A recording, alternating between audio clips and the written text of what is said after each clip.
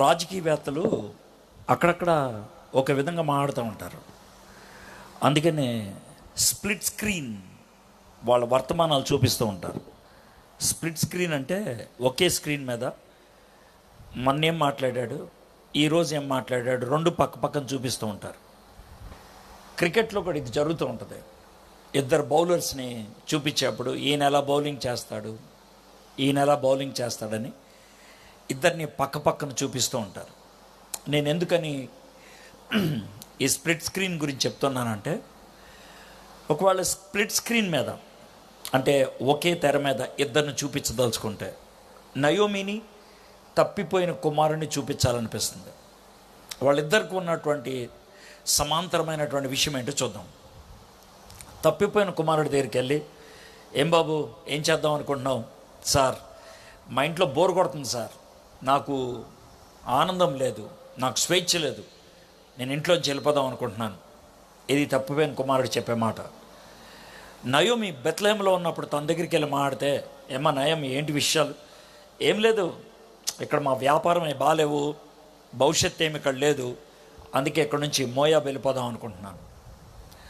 రెండోది, మరి తప్పిపోయిన కుమారుడి దగ్గరికి వచ్చి, ఏం బాబు మరి నాన్నగారి దగ్గర నుంచి వెళ్ళిపోయారంటే నాన్నగారిని చంపేసినట్లే కదా, ఆయన ఉంటే అంత సార్, లేకపోతే అంత, వెళ్ళిపోతాను నేను. నయోమి దగ్గరికి వచ్చి, దేవుడు మిమ్మల్ని కష్టపడి వాగ్దానం చేసినటువంటి దేశంలో తీసుకొచ్చాడు కదా, బెత్లెహేం పురంలో మిమ్మల్ని పెట్టాడు కదా, ఎందుకు వెళ్ళిపోతున్నాం? ఏం చేయమంటారండి దేవుడు తీసుకొస్తే? ఇక్కడ పొలాల్లో ఏమి లేవు, వెళ్ళిపోతాం. ఇది వీళ్ళిద్దరు. ఇక మూడోది, తప్పైన కుమారుడు ఆయన ఇంట్లోంచి బయటికి వెళ్ళిపోయింది. తమ్ముడు ఎలా ఉన్నావు? లైఫ్ని ఫుల్గా ఎంజాయ్ చేస్తున్నాం సార్, మిత్రులు చక్కటి ఎంటర్టైన్మెంట్ బాగుంది. నయోమి దగ్గరికి వస్తే, మోయాబు వచ్చిన తర్వాత బాగుంది సార్, మా వ్యాపారం అంతా బాగుంది, చక్కగా సెటిల్ అయ్యాం. కొన్ని రోజులైన తర్వాత తప్పైన కుమారుడి దగ్గరికి వెళ్తాం, నీరసంగా కూర్చొని ఉంటాం. ఏం తమ్ముడు నీరసంగా ఉన్నాం? అందరూ వెళ్ళిపోయారు సార్, ఏం చేయాలో అర్థం కావట్లేదు, డబ్బులన్నీ అయిపోయినాయి. నయోమి దగ్గరికి వస్తే ఆవిడ ఏడుస్తూ ఉంటుంది. అప్పుడే సమాధుల దొడ్లోంచి బయటకు వస్తూ ఉంటుంది. ఏంటమ్మా ఎక్కడున్నావు? ఏం చేయమంటారు సార్, మా ఆయన చచ్చిపోయాడు సడన్గా, మా పరిస్థితి ఏంటో అర్థం కావట్లేదు. ఇది నయోమి చెప్పింది. ఇంకొన్ని రోజుల తర్వాత తప్పైన కుమారుడి దగ్గరికి వెళ్తాను. తప్పైన కుమారుడు గబగబా తలుపులేస్తా ఉంటాడు. ఒకసారి తలుపు తీయాయా? వద్దు సార్ మీరు రావద్దు లోనికి. తీయాయా ఒకసారి తలుపు తీ, లోన రాని అని అంటే వస్తాను. ఏంటి ఇక్కడున్నావేంటి? సార్ అందుకే మిమ్మల్ని రావద్దన్నాను సార్. నువ్వు యూదుడు కదా? అవును. పంది అనే మాట ఎత్తకూడదు కదా? అవును. ఈ పందుల దగ్గర ఎందుకున్నావు? సార్ అందుకే మిమ్మల్ని రావద్దన్నాను సార్. అచ్చా అచ్చా అచ్చా అచ్చా, పందులు పెంచుతున్నావా? సార్ ప్లీజ్ చెప్పదు సార్ ఆ మాట. అదేంటి నీ మొహానికి పొట్టు ఉందే, ఏంటి పంది పొట్టే ఉందన్నావా? సార్ నాకు తినడానికి ఇంకేం లేదు సార్, అదే తింటున్నాను నేను. అయ్యా ఇక్కడ దాకా వచ్చావేంటయా? ఇది తప్పైన కుమారుడు. నయోమి దగ్గరికి వెళ్తే మళ్ళీ సమాధులతోటి దగ్గర మళ్ళీ కనబడుతుంది, గట్టి గట్టిగా ఏడుస్తూ ఉంటుంది, చిరిగిపోయిన చీర కట్టుకొని ఉంటుంది. ఏం మా నయోమి ఇలా అయిపోయావు? సార్ మా ఆయన కాదే సార్, కొడుకులు కూడా చచ్చిపోయారు సార్, నాకేం చేయాలో అర్థం కావట్లేదు సార్, దిక్కుమాలిన దాన్ని అయిపోయాను సార్, నేను నా బతికెందుకు అర్థం కావట్లేదు సార్, నేను కూడా చచ్చిపోతే బాగుండి అనిపిస్తుంది. ఇది నయోమి మాట. నయోమికి బెత్లెహేంకి తప్పైన కుమారుడికి ఏమీ తేడా లేదు. అలాంటి పరిస్థితుల్లో తప్పిపోయిన కుమారుల్లో ఒక ఆలోచన వచ్చింది. ఒక ఆలోచన ఏంటి ఆ ఆలోచన అనంటే, తనకి వాళ్ళ నాన్న గుర్తొచ్చాడు, వాళ్ళ నాన్న గుర్తొచ్చాడు, వాళ్ళ నాన్న ఇల్లు గుర్తొచ్చింది, వాళ్ళ ఇల్లు గుర్తొచ్చింది, వాళ్ళ పరిస్థితి గుర్తొచ్చింది. ఇక్కడికంటే అక్కడే బాగుండేది, నేను ఎందుకు వచ్చేసాను అక్కడి నుంచి, నా బతుకెందుకలా అయిపోయింది అని ఒకసారి జ్ఞాపకం వచ్చింది. అదేవిధంగా నయోమికి కూడా జరిగింది. తన ఊరిని జ్ఞాపకం చేసుకే వాళ్ళు వచ్చారు. అయ్యా అమ్మా, యెహోవా దర్శించాడంట, బెత్లెహేముని యెహోవా దర్శించాడంట, పొలము బాగుందంట, ఎందుకు రాకూడదు అనేటువంటి మాట ఆమెకి అందించింది. నిన్నటిదాకా అక్కడ దాకా చూసాం. అయితే ఈరోజు అక్కడి నుంచి ముందుకు వెళ్దాం. పశ్చాత్తాపము, మారు మనసు జీవితంలో మార్పు కలగటం అనేది జరగాలి. అది జరగకుండా ఒక వ్యక్తి దేవుని బిడ్డ అవ్వలేడు. నువ్వు ఎంత పాస్టర్ అయినా, ఎంత భక్తి కలిగిన వ్యక్తివైనా, ప్రతి ఆదివారం చర్చికి వచ్చే వ్యక్తివైనా, కానుకలు వేసే వ్యక్తివైనా, నువ్వు మార్పు చెందకపోతే, రక్షింపబడకపోతే, తిరిగి జన్మించకపోతే నువ్వు వెళ్ళేది నరకానికే. యేసుక్రీస్తు ప్రభు వారికి నికోదేము కలిశాడు. అయ్యా, నేను పరలోకానికి వెళ్ళాలంటే ఏం చేయాలి? నిత్య రాజ్యంకి వారసుని అవ్వాలంటే ఏం చేయాలంటే, యేసు ప్రభు వారు మారు మనసు పొందాలి అని అన్నాడు. ఎటకారంగా ప్రశ్నేశాడు, మా అమ్మ కడుపులోకి మళ్ళీ వెళ్ళమంటావా అని. మారు మనసు పొందాలి, వాక్యము నీలో పనిచేయాలి, పరిశుద్ధాత్ముడు నీలో పనిచేయాలి, నీటి ద్వారాను ఆత్మ ద్వారాను తిరిగి జన్మించాలి. నువ్వు ఆ కార్యము జరగకపోతే నువ్వు చస్తే వెళ్ళేది నరకానికే. ఇక్కడ కూర్చున్న చాలామంది భక్తి పరులే, కానీ మారు మనసు లేనటువంటి వాళ్ళు. ఆ మారు మనసు ఎలా కలుగుద్ది? అది ఒక వ్యక్తికి అవ్వచ్చు, ఒక కుటుంబానికి అవ్వచ్చు, ఒక సంఘానికి అవ్వచ్చు, ఒక ఊరికి అవ్వచ్చు.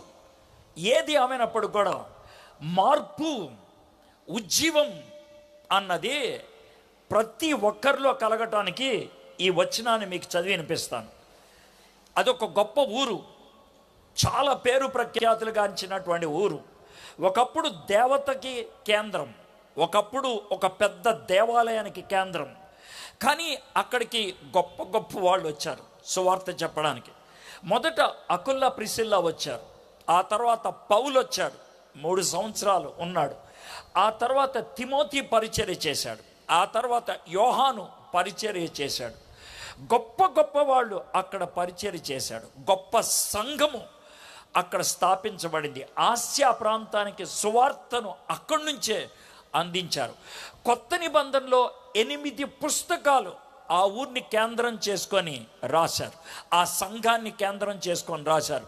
అది రోమ్ పట్టణం కాదు, అది యెరూషలేము కాదు, ఎఫెసు పట్టణం. ఎఫెసీయులకు రాసిన పత్రిక అక్కడి నుంచే, తిమోతికి రాసిన 2 పత్రికలు అక్కడికే, యోహాను సువార్త రాసింది అక్కడి నుంచే, యోహాను 3 పత్రికలు రాసింది అక్కడి నుంచే. ప్రకటన గ్రంథం 7 సంఘాల్లో మొదటి సంఘం అదే ఎఫెసీయులకు రాసిన ఆ పత్రిక, ఎఫెసీ సంఘం.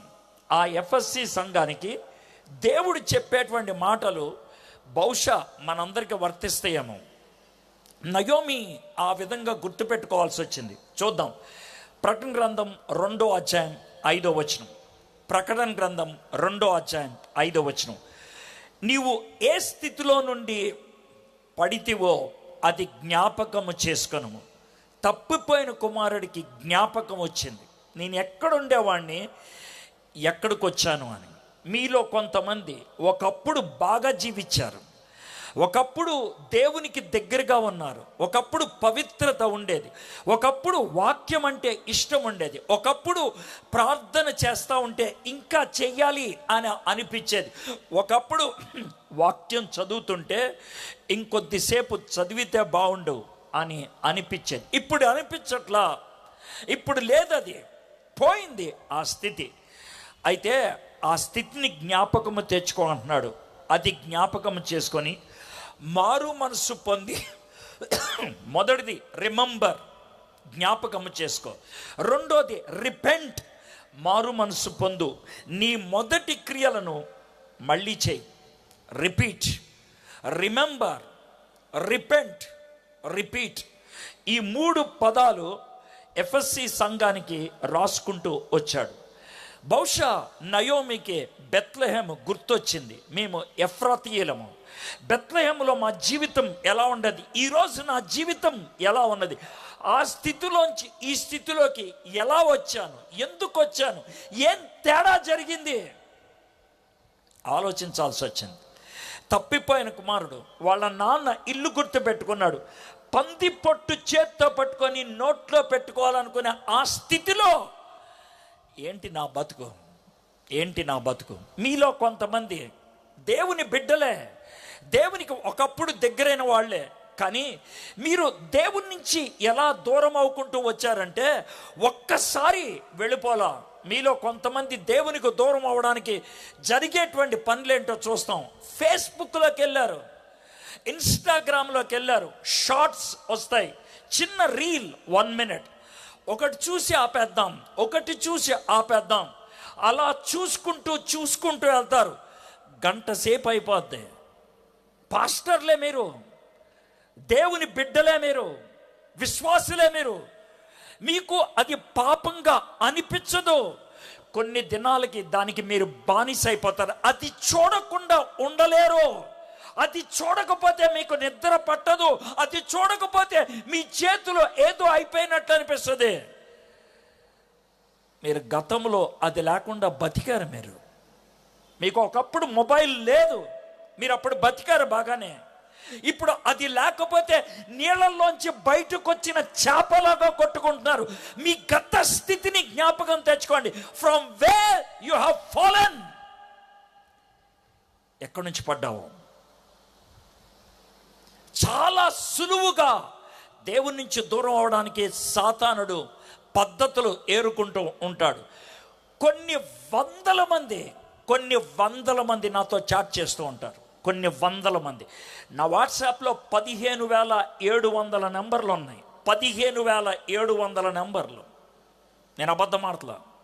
15,700 నెంబర్లు. కొన్ని వందల మంది నాతో చాట్ చేస్తారు.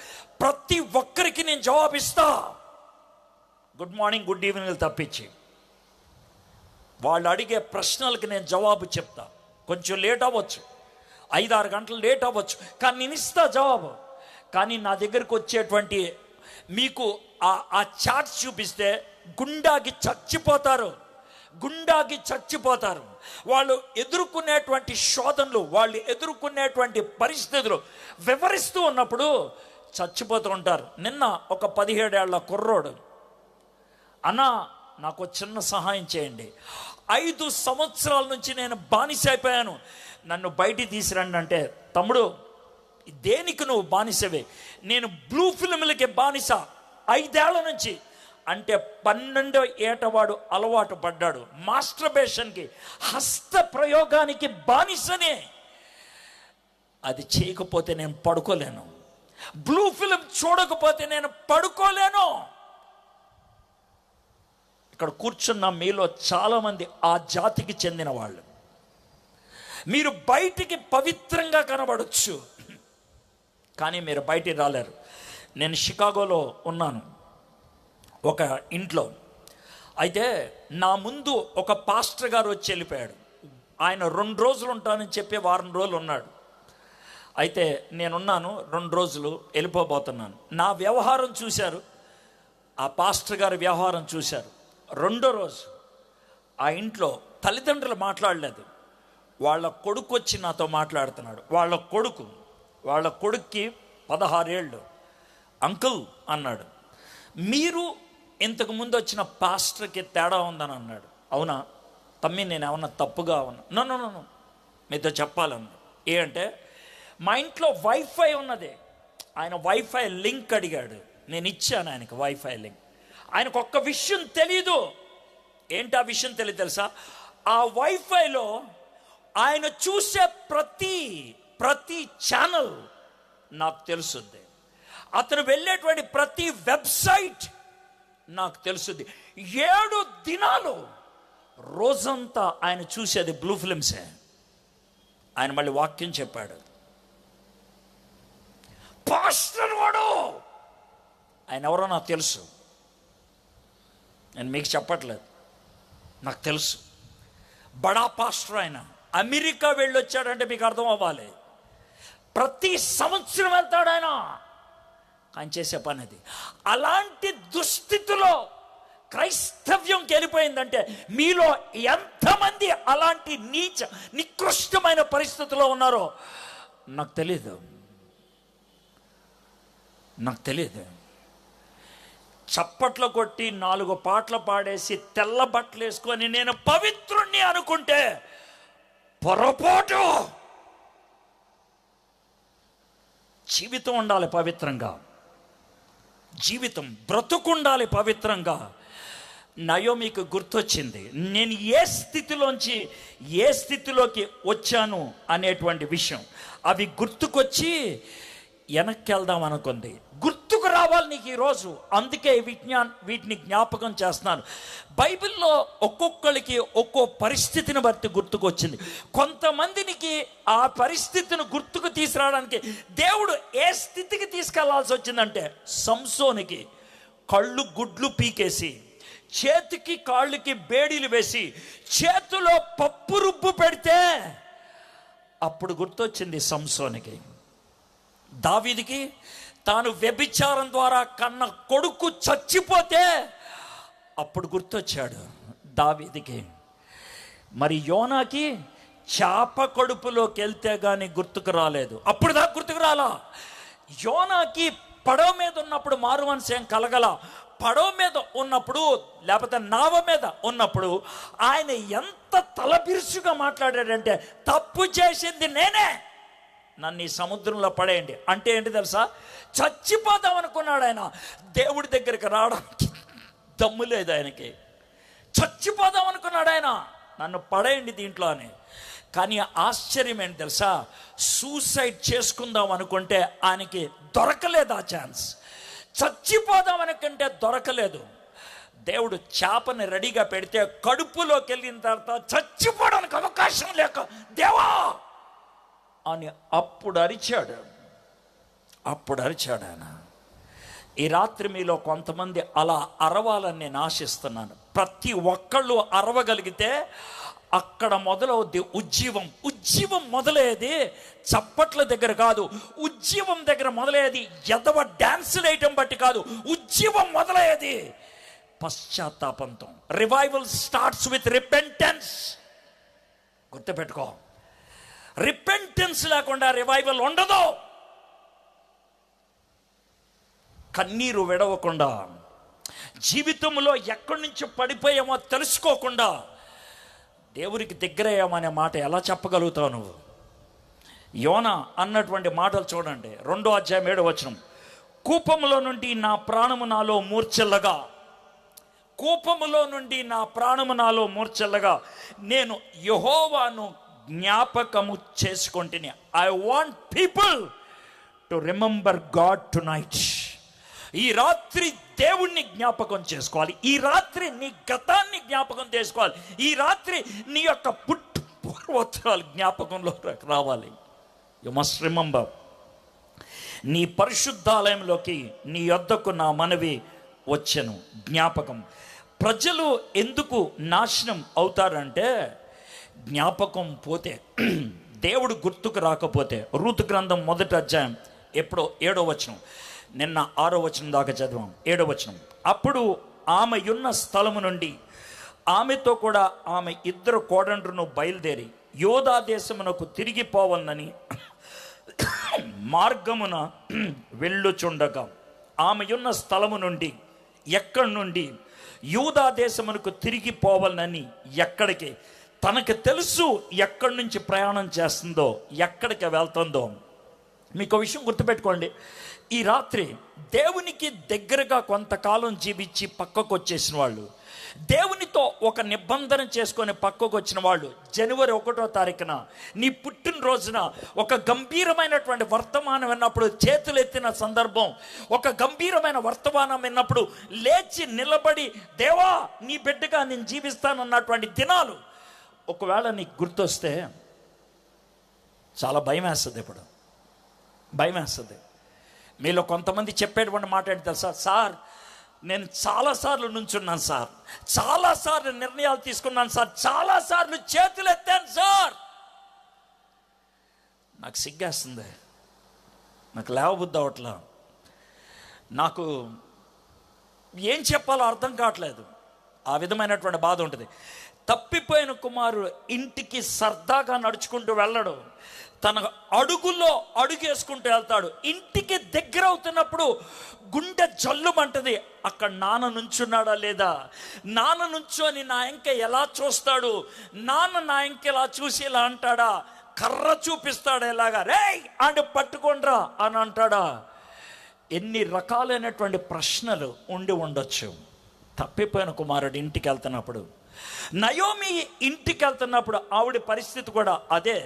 ఒకప్పుడు పట్టు చీర మీద పట్టు చీర కట్టాను, ఒకప్పుడు మ్యాచింగ్ బ్లౌజ్ వేసుకున్నాను, ఒకప్పుడు వ్యానిటీ బ్యాగ్ తగిలించుకున్నాను, ఒకప్పుడు హై హీల్ షూస్ వేసుకున్నాను. నేను ఇప్పుడు నాకు ఏమీ లేవు. వెనక్కి నడుచుకుంటూ వెళ్తే నవ్వుతారేమో ప్రజలు. People may laugh. My friends, మారు మనసు అన్నప్పుడు ఇవన్నీ ఖచ్చితంగా ఉంటాయి. నీ లైఫ్లో ఖచ్చితంగా ఉంటాయి. కొన్ని విషయాలు సంబంధాలు తెంపుకోవాలి, కొన్ని విషయాలు అలవాట్లు మార్చుకోవాలి, కొన్ని విషయాలు వెళ్ళే ప్రదేశాలకి మానేయాలి, కొన్ని విషయాల్లో తినటం మానేయాలి, కొన్ని విషయాల్లో తాగటం మానేయాలి, కొన్ని విషయాల్లో చూడటం మానేయాలి. They are painful. నేను ఒక డ్రగ్ అడిక్ట్ని, మాదక ద్రవ్యాలకి బానిసని. ప్రభువుని అంగీకరించినప్పుడు నాకు వచ్చినటువంటి ప్రశ్న, నేను తట్టుకోగలనా? నాకు నొప్పి లేదనుకున్నారు, ఉంది. నాకు బాధ లేదనుకున్నారు, ఉంది. నేను మందు కొట్టేవాడిని మానేశాను. అమ్మాయిల చుట్టూ తిరిగేవాడిని, కెమెరా డాన్సర్ నేను. నా జీవితాన్ని మార్చుకోవటం ఎంత కష్టమో ఆలోచించండి. సినిమాలకు వెళ్ళేవాడిని, మిత్రులు టికెట్ తీసుకొని సినిమాకి రెడీ రావరా అంటే ఏం చెప్పాలో అర్థం కాలేదు. మారు మనసు పొందాను, సినిమాలు మానేశాను అని చెప్పనా? నాకు భయం వేసింది ఆ మాట చెప్పడానికి. నాకు భయం వేసింది. I went through that pain. నీవు మార్పు చెందితే అలాంటి పెయిన్ గుండా వెళ్తావు నువ్వు. నాకు ఏ పెయిన్ లేదు అని అంటే కనుక అది మార్పు కాదు. నీ జీవితానికి గతానికి ప్రస్తుతానికి తేడా లేకపోతే యు హావెంట్ చేంజ్డ్. మార్పు చెందల. ఎక్కడి నుంచి ఎక్కడికి నీ ప్రయాణం, నీ టర్నింగ్ ఎక్కడున్నది? మారు మనసు అంటే నువ్వు కొన్ని నిర్ణయాలు తీసుకొని బతికేయటం కాదు.